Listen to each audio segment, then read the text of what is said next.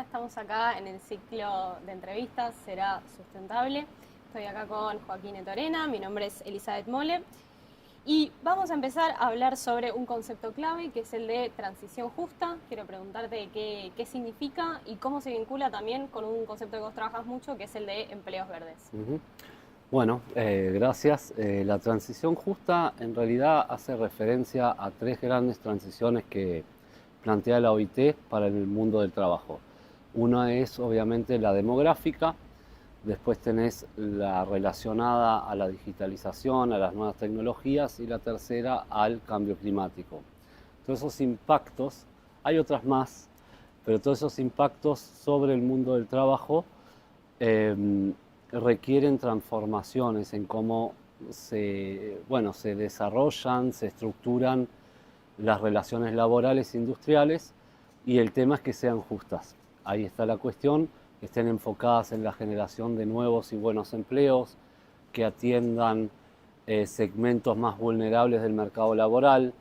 Entonces la idea es trabajar en políticas, es un set de políticas, en realidad no es una receta. En cada país se adapta eso para que las transformaciones hacia la sustentabilidad en la economía incluyan a las personas y a los empleos. De eso se trata. ¿Y qué es un empleo verde entonces en este Bien, concepto? en ese proceso de transición justa, si nos fijamos en las transformaciones relacionadas a la sustentabilidad, vos tenés nuevos empleos que emergen en nuevos sectores, no sé, imaginemos por ejemplo las renovables, donde se generan nuevos empleos formales o empleos con derechos, por decirlo de una manera un poco más amplia. Y después también tenés empleos en sectores tradicionales que van transformando sus procesos productivos y que requieren una adecuación de las certificaciones, de las habilidades profesionales, y que también se cuentan como empleos verdes. En ese sentido, el empleo verde es un empleo relacionado a los recursos naturales, al ambiente, pero que a la misma vez tiene los derechos fundamentales del trabajo garantizados. Perfecto. Y pasando de este objetivo de una transición justa y de los empleos verdes a la acción, digo, ¿cómo hacemos, cómo se hace, qué experiencias hay de políticas, programas que hayan logrado o intentado, buscado hacer esta Sí. transformación? Sí, bueno, esa es siempre la pregunta más fuerte y del millón, es cómo se aterriza todo esto, porque en la teoría suena todo muy... En fin, básicamente la cuestión de generar nuevos empleos verdes o de evitar que se pierdan empleos en esa transformación, esas son las dos vías de alguna manera, tiene varias formas de abordaje, ¿no? La más sencilla de entender, obviamente, es la adecuación de los programas de formación, de habilidades profesionales, de certificaciones, etcétera, que de alguna manera acompañan a la fuerza laboral a poder captar esas nuevas oportunidades. Pero es bastante más amplio porque hay obviamente sectores que esas transformaciones uno no se puede imaginar a alguien que trabajaba en la minería, digamos del carbón por decir algo, y que mañana está en renovables como operario, entonces no tan fácilmente eso sucede, aunque hagas políticas para eso. Entonces ahí hay cuestiones relacionadas a la migración laboral, a la protección social. Pensemos también en los recuperadores urbanos, por ejemplo, que son trabajos verdes y que en gran parte, bueno, no tienen una cierta cantidad de pautas y estándares desde el punto de vista de los derechos laborales garantizados. Entonces ahí se trabaja en otras cuestiones, ¿no? Migración, protección social, lo que dije, el tema de habilidades. Y por último, un tema que me parece muy importante y que se habla bastante poco, es la cuestión de las relaciones laborales. Le hace entonces, por ejemplo, los convenios colectivos, la negociación colectiva, son cuestiones que podrían y pueden aterrizar los conceptos de empleo verde directamente en la negociación de cómo trabajamos en cada sector. Entonces tenés de alguna manera las políticas nacionales y políticas sectoriales que entran ahí, ¿no? ¿Me das dos ejemplos muy chiquitos de cada una de las dos, tipo concretos? Sobre Argentina podemos Sí. hablar. Bueno, En el plano nacional se desarrolló en el marco del programa PAGE, junto al gobierno y también a los actores sociales, a los empleadores y trabajadores, un programa de promoción de empleos verdes. ¿Qué fue eso? Básicamente darle criterios de sustentabilidad a los empleos elegibles que entraban en los programas que llamamos de políticas activas, es decir, servicios de empleo y programas de formación que tenía el ministerio, que tienen los sindicatos y las empresas. Entonces, si esos empleos calificaban como verdes o como sostenibles, recibían un aporte, por ejemplo, mayor en cuanto a la asignación salarial, en las exenciones fiscales que tienen los empleadores cuando toman una persona nueva, y también una promoción de cursos y adaptación de los conocimientos necesarios para trabajar en esos ambientes. Entonces eso realmente dio un gran resultado, porque no solo hoy en Argentina tenemos un 12% de empleos verdes, sino que además crece en mayor proporción que el empleo tradicional. Entonces ahí tenés un ejemplo cómo desde la política nacional, ya no necesariamente sectorial, se empuja todo ese proceso. Y el otro ejemplo, yo daría dos. Uno es el que se vincula con lo que decía antes, formar de alguna manera, y Eli, vos lo conocés bien porque eso estuviste también involucrada, pero formar de alguna manera a quienes negocian en los convenios colectivos para introducir estos temas dentro de las relaciones laborales industriales. Se hizo un curso, se hizo un trabajo previo de analizar cómo son las cláusulas ambientales, cuántas hay en Argentina, en la región. La verdad que en ese punto es como que estamos muy incipientes y se vio la necesidad de capacitar a esos negociadores. Eso me parece muy interesante porque de alguna manera es único comparado con muchos otros países que están con esta agenda, y por el otro lado permiten que los acuerdos que se generen ahí sean duraderos, entonces, y estén institucionalizados. Eso le da otra fuerza, porque son acuerdos al fin y al cabo bipartitos, entonces se ponen de acuerdo y eso se cumple.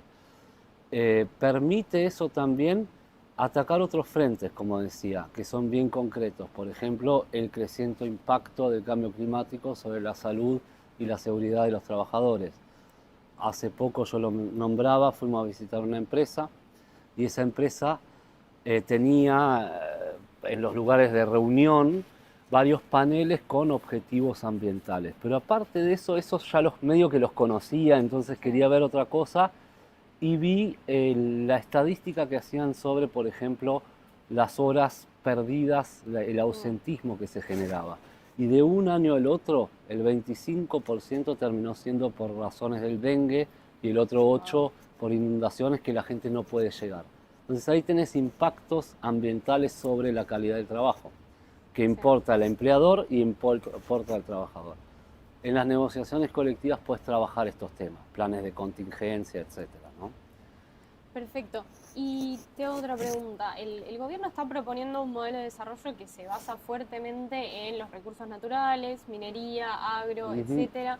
¿Qué oportunidades ves en esto de una transición justa y empleos verdes en esos sectores, y qué es lo que puede quedar por afuera? Sí, bueno, el tema de la transición justa no deja de ser una agenda, bueno, netamente y primordialmente política. Es decir, también cambia con los enfoques económicos que tiene un país. Cuando empezamos con Page se centró mucho en los sectores industriales, en el mercado laboral local, en el mercado de consumo local, y también en toda la cuestión de transición hacia la formalidad de sectores que ya están trabajando en este ámbito, ¿no?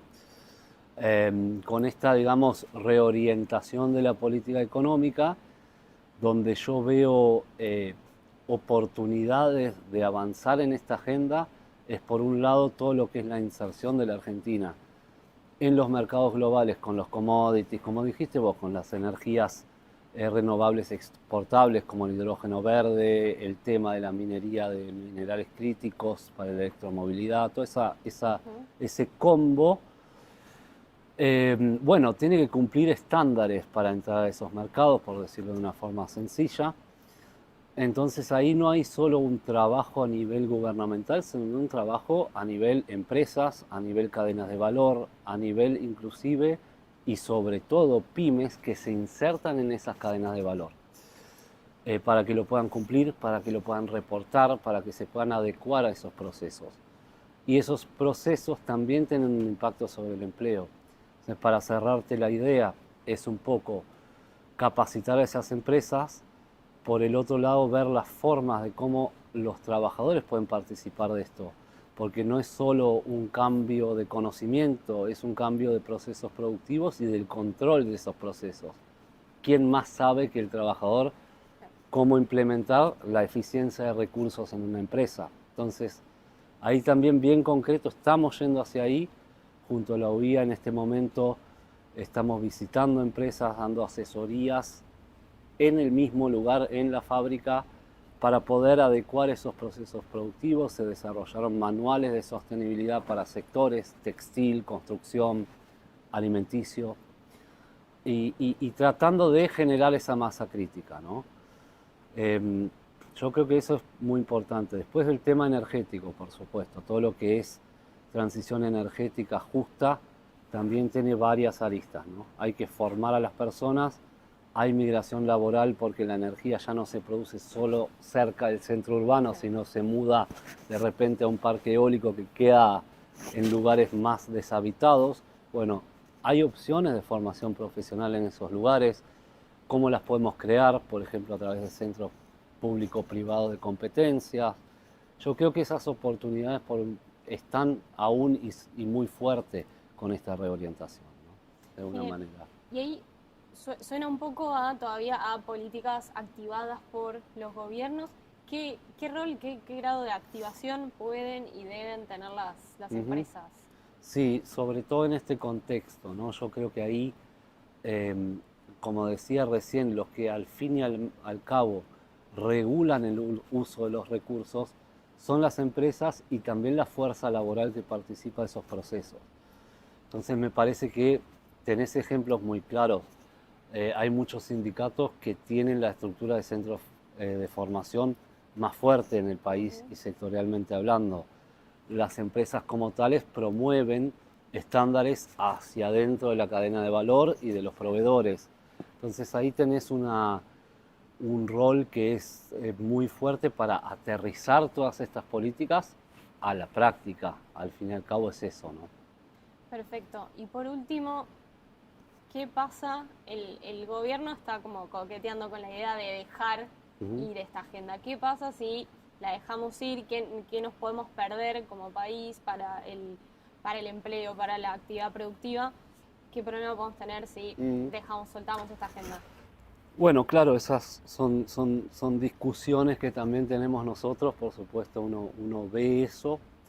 Mi respuesta a eso es, yo por lo menos tiendo siempre a tratar de mirar para adelante en estas cuestiones. Y como decía, la política siempre va a ser dinámica. Una cosa es una discusión sobre las formas que plantea la Agenda 2030 y la otra es una discusión sobre las transformaciones en el mundo económico global que sí o sí se están dando.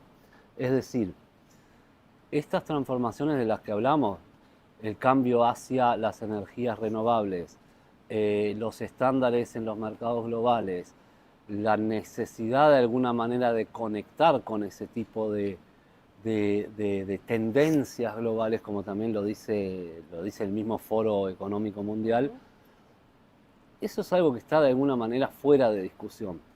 Y yo creo que es ahí donde también en el actual contexto tenemos mucho para aportar y mucho para trabajar en conjunto. O sea, no hay una opción de una agenda por afuera de esta que estamos planteando. Yo en ese sentido no la veo. Me parece que es más una cuestión de, bueno, por ahí de posicionar algunos discursos específicos, de ver cómo esos discursos también se van transformando, ¿no? Buenísimo. Muchas gracias, Joaquín. Gracias a vos, como siempre. ¿Estamos bien?